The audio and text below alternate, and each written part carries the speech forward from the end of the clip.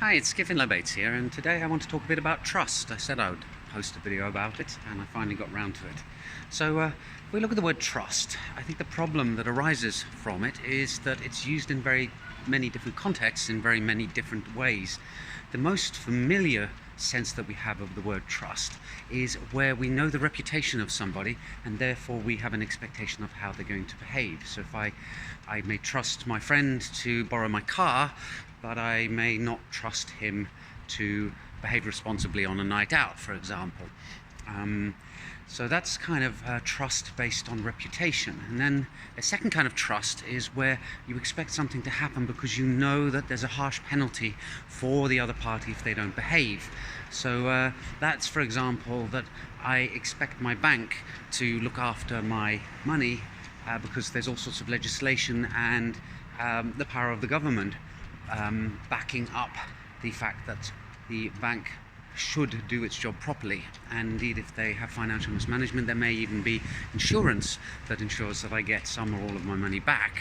So that's a different kind of trust, because it doesn't really depend on the reputation of the bank anymore. It depends on the social structures that we've set up in order to ensure that people get what they expect.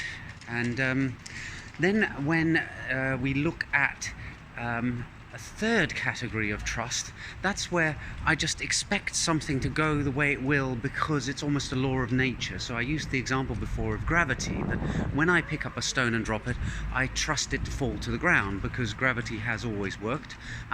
Gravity doesn't have a reputation, and I don't have any kind of meaningful relationship with it.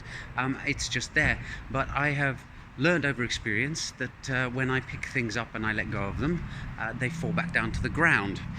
So when we go to blockchain and we talk about blockchain bringing a different kind of trust to the transaction world, it's that third kind of trust. Blockchains are set up in such a way that they're basically running along on rails, and you know what the protocol is and you know what's going on, and it's been set up in this decentralized way to ensure that there's no one party in control who can subvert it. That's the aim anyway. And I can give an analogy here, which is that I may rent my apartment or house out as an Airbnb, and then I'm going to trust the people who are using it that they're not going to trash my living room or smash my TV or make a mess in the house.